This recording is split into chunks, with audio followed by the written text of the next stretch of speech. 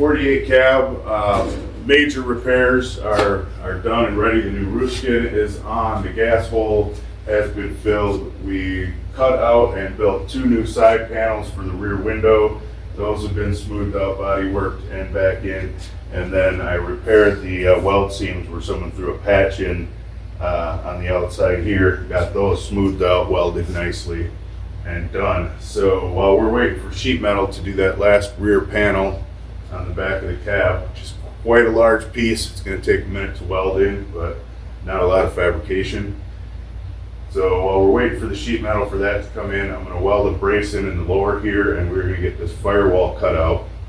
It's a really nice firewall. There's nothing wrong with it. It's just not going to go with this build. In fact, the customer wants the firewall so he can use it on another 48 project that he has.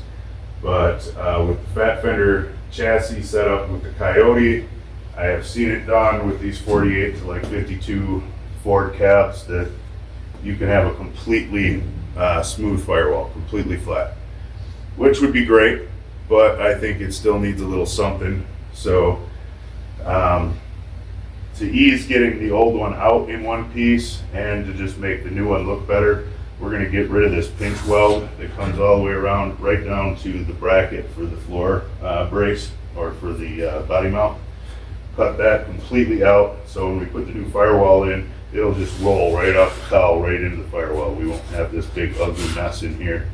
And then I will get this set on the chassis, and we'll do an outline shape of the back of the Coyote on the firewall and just do a very minimal step in the sheet metal. And like I said, it won't be necessary for space issues or anything like that, but I think it's going to look really nice, and it's going to tie the cab and the motor and everything together and make everything look like it belongs together and is designed to be the way it is. So that's what I'm going to get to. I've got a big chunk of 2x4 here, which is a little excessive for my bracing, but it's what I happen to have on hand at the moment. So I'm going to get that welded in, and we're going to start chopping this firewall out.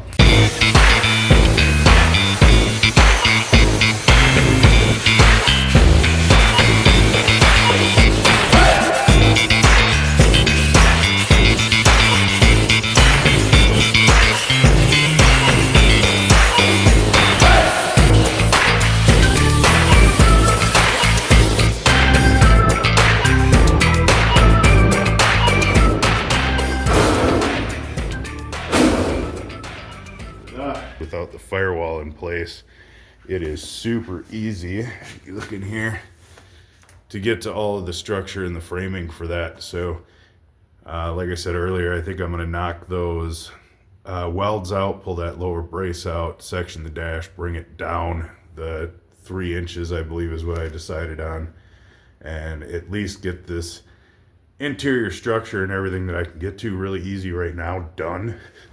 And then I can come around on this side and really take my time and get it all tacked in and formed and shaped how I want it, and get that middle section cut out.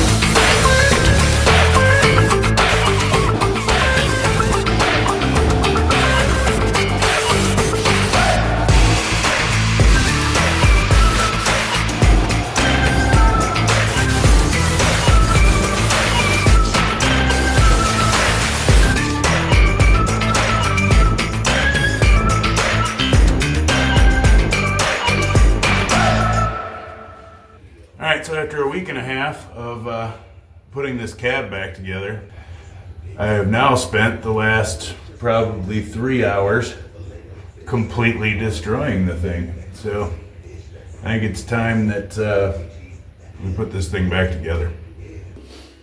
Alright, this is the lower dash section. You might recognize it, maybe not. But it has all of this stamped like 14 gauge framing that makes the dash nice and rigid. And since we are making the dash larger to accommodate some vents to go along here, I cut this area loose, ground out the spot welds that held this to place to the brackets that were underneath.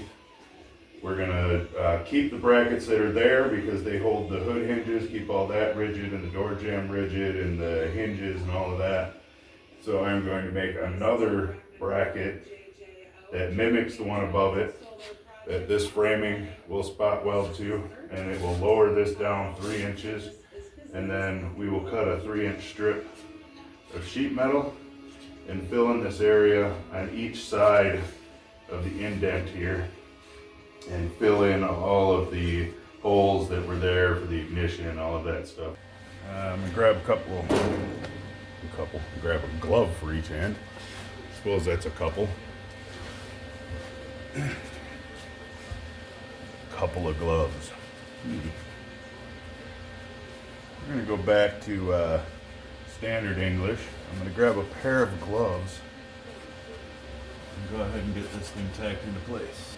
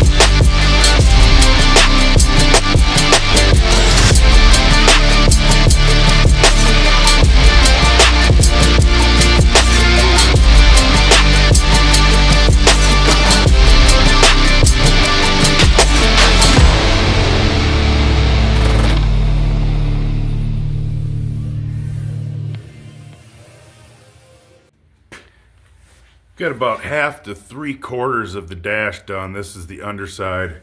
And if you look right here where these welds are, there's a ridge on the front side, which I don't want. I want this all to be perfectly smooth coming across there, but that's where that ashtray bracket and junk is. So I think I'm gonna cut all of that ashtray crap out of there. And then come around to this side. This is that area here, so everything is perfectly smooth coming across here until you hit that line, and then it sinks in right here. And I really don't want to have to do that much body work in this area. The metal seems pretty good. Ooh. So I'm kind of hoping that if I get rid of that ashtray structure back there, that I can maybe body work that and bring it out. And if not, I'm just gonna go ahead and where my other seam was, cut this little square out and put a new one in and get it body worked and nice and flat across there. And that, and then that pretty much just leaves filling in that 3-inch piece there, drilling a few holes, and that's as far as we're gonna go with the dash for now. Oh yeah, and I gotta do a bracket for the glove box door.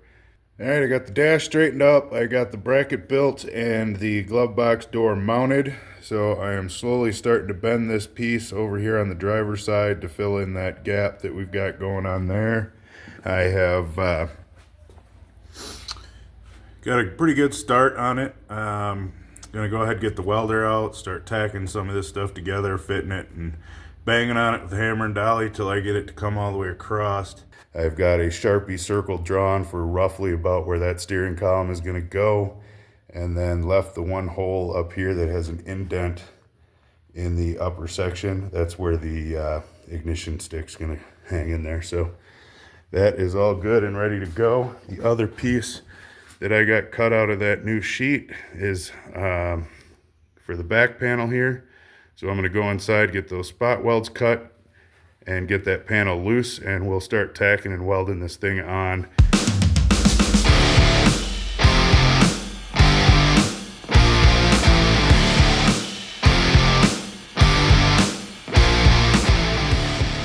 Alright, got the death wheel out, and we're about to cut this thing apart again.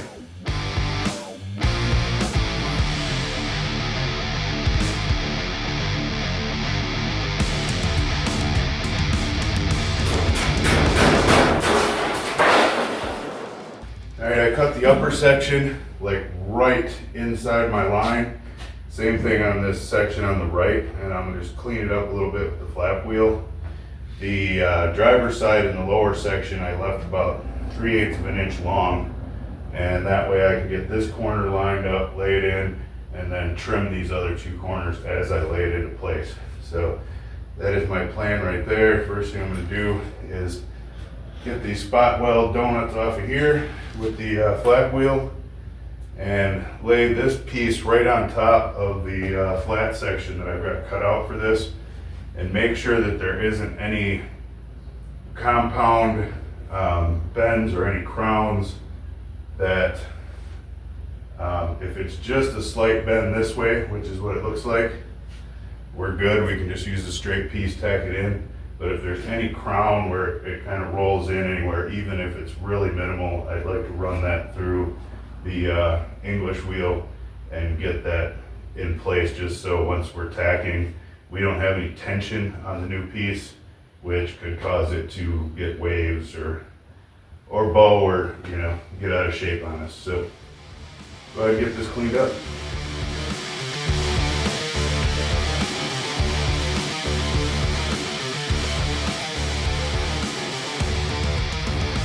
Stuck a couple little boards under here.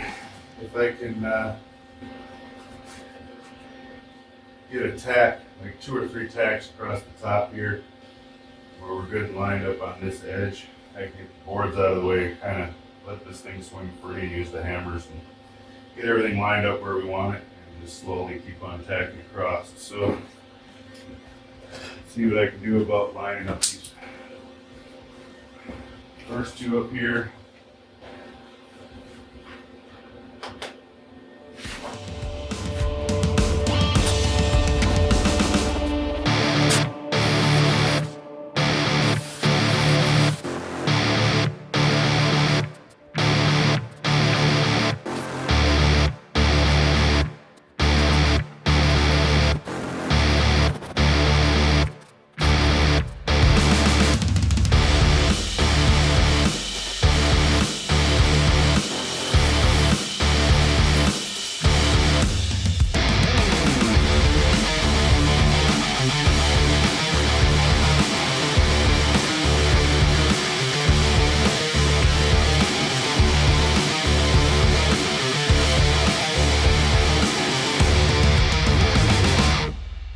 So we got the back panel all together on this thing. I put it back on the rolling cart. We aired up the chassis and get that rolled out. We're gonna get this up on the lift so that we can lower it down on the chassis, get the body mounts where they're supposed to be, and make sure how much of the floor we need to take out, if anything else, and get a game plan together how we're gonna get the floor and the toe board and everything back in. So yeah, that's all I got to say. You can go ahead and roll this thing out and get it moving.